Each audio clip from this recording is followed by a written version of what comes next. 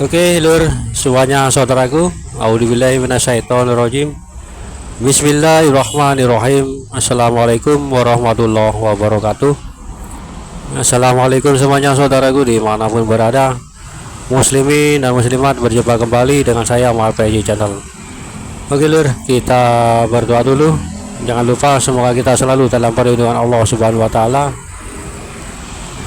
dari segala macam bencana, dari malapetaka, dan juga diberikan rezeki yang halal dan barokah dunia akhirat. Amin amin ya rabbal alamin. Oke lur, kita santai-santai dulu sambil melihat pemandangan di depan, pemandangan jalan raya yang dimana insya Allah mungkin ya insya Allah channel saya inilah yang channel saya ini yang sambil konten mengendarai motor melihat pemandangan, jadi nggak jenuh ya kan, melihat suasana di kota Surabaya bagian utara, kadang barat, pusat, ya bisa enaknya lah. Oke lur, yang kemarin video saya kemarin banyak yang tertipu atau tertipu dengan penampilan beliau, yang dimana beliau menampilkan kesederhanaan, bukan kemewahan ya kan, kesederhanaan seorang waliullah, wali terakhir yang dimana ditugaskan oleh Allah untuk menjadi seorang pemimpin dunia, dan insya Allah itu lahir di tempat kita lur, di Nusantara ya kan. Insya Allah seperti itu saudaraku, bukan nabi juga bukan rasul, tapi beliau akan didampingi seorang nabi juga, tapi bukan nabi bukan menyiarkan agama lagi, tapi nabi ini adalah untuk membantu perjuangan Imam Mahdi atau Satrobi ini, yaitu Nabi Isa alaihissalam, putra Siti Maryam ya kan.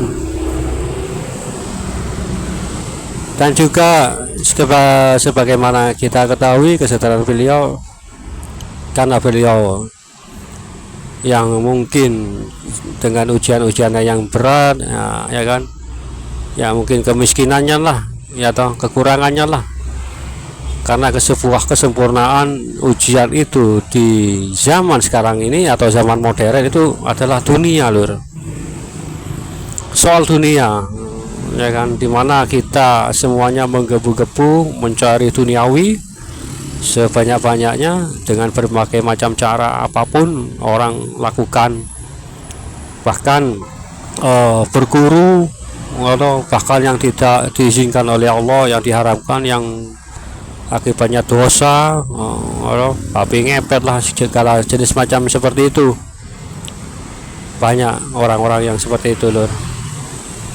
Tapi beliau ini hidup dengan kekurangannya, dan pastilah insya Allah beliau mengerti dan memahami bagaimana rasanya kelaparan, bagaimana rasanya kehausan ya kan, yang diuji itu zaman sekarang, yaitu lur yang beliau kemarin harus beliau jalani ya kan, dimana juga dari istrinya yang tentu saja sebagai manusia biasa, istrinya kan juga makhluk biasa, manusia biasa, tentu tuntutan hidup itu kuat kan. Dan juga mungkin kesabaranlah beliau insya Allah lur, segala ujiannya insya Allah beliau jalani dengan ikhlas, dan beliau memahami semua yang terjadi, yang beliau alami ya kan, semua adalah ujian untuk menempa kejiwaan beliau, kekuatan beliau ini nantinya ya kan. Nah itu banyak orang terkecoh, dipikir beliau ini adalah seorang alim ulama yang soleh atau yang sangat terlihat soleh, yang sering tampil ya berita di televisi atau apa yang viral lah ya kan, bersorban berjubah, tapi ternyatanya kalau melihat langsung mungkin mereka ya itu tadi video saya kemarin nggak akan percaya ya kan. Tapi yang membuat percaya mereka adalah guru-guru mereka, alim ulama mereka yang datang kepada beliau ya kan. Nah itu yang menyebabkan orang-orang itu ya lalu yakin dan percaya mungkin kan mesti kan berkata dalam hati, oh, guru saya alim ulama ini aja, kiai ini, habib ini aja datang sowan ke beliau, masa kita nggak percaya? Kan seperti itu istilahnya, ya kan? Dan jangan lupa, Lur, kesederhanaan beliau ini nantinya akan segala ujian-ujian yang berat kemarin-kemarin yang beliau alami, yang beliau jalani, insya Allah loh ya, insya Allah ini, ya kan, ini insya Allah, Lur, penderitaan beliau yang selama dalam proses ujian dari Allah, ya insya Allah semua nantinya akan orang-orang yang kiai-kiai kondang kan mungkin pastinya kan kaya raya, ya kan, mungkin ada bagian hartanya disedekahkan kepada beliau, ya kan, disediakan, diberikan. Bahkan kan tahu sendiri ya toh, ulama-ulama atau kiai zaman sekarang ini kan kaya raya bukan karena beli, Lur, itu dibelikan oleh santrinya atau muridnya, dihibahkan seperti itu, diberikan mobil, dihibahkan sebuah rumah, ya kan. Jarang orang kiai atau ulama besar itu beli sendiri, Lur. Itu saya dengar langsung dari seorang Gus Putraya yang di Surabaya yang punya, nggak saya sebutkan lah, kiai besar, ulama besar. Itu cerita mobilnya itu banyak, mobil dari mobil biasa hingga mobil sport. Beliau nggak beli tapi dikasih, diberi gitu loh, jangan cuma-cuma itu loh, Lur. Insya Allah beliau itu nggak akan kekurangan lagi, banyak yang akan memberikan sedikit hartanya kepada beliau. Itu Nusantara, Lur. Belum lagi luar negeri, bayangkan coba, ya kan, keturunan kan beliau kan keturunan dari Rasulullah Shallallahu Alaihi Wasallam, tentunya dari Arab Saudi, dari Mekah ataupun Madinah. Kan tahu sendiri, ya kan, orang-orang sana itu kan kaya raya. Bahkan insya Allah Sayyidina yang terkaya dari 4 sahabat kan Sayyidina Utsman, ya kan. Bahkan banknya sekarang itu masih ada, banknya di Arab Saudi itu masih ada, banknya Sayyidina Utsman itu. Beliau nggak akan kekurangan nanti, bahkan berlebihan. Dan apalagi dari Arab ini pastilah akan menyumbangkan hartanya. Untuk apa? Tentunya untuk perjuangannya, bukan untuk pribadi, seperti itu, Lur, itu loh.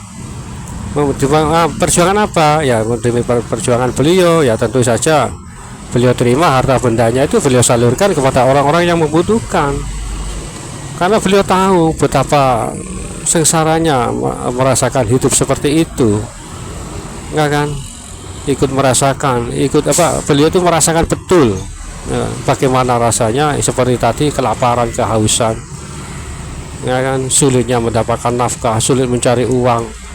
Nah, beliau mendapatkan harta sebanyak itu nanti dari Nusantara, Arab, Eropa, Afrika, pastilah nanti akan menyumbangkan sebagian dari hartanya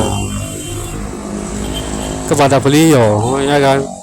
Dan itu tadi beliau akan menyumbangkan semuanya, bukan semuanya sih, bagian lah nanti akan disumbangkan kepada orang-orang rakyat miskin, ya kan, mau ibadah atau apa dan lain sebagainya lah, ya kan. Nah, beliau nggak akan kekurangan gitu loh, bahkan berlebihan, tapi tetap beliau hidupnya sederhana, karena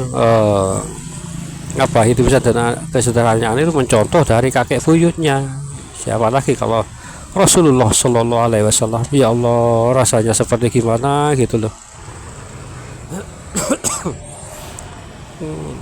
Kan Kanjeng Nabi kan bukan orang miskin loh, ya kan. Beliau itu kaya raya, tapi beliau ingin mencontohkan kepada umatnya itu hidup sederhana. Buktinya waktu kurban beliau menyumbang berapa unta itu, ya kan, berapa unta yang beliau sumbangkan, mengorbankan, ya toh, bayangkan.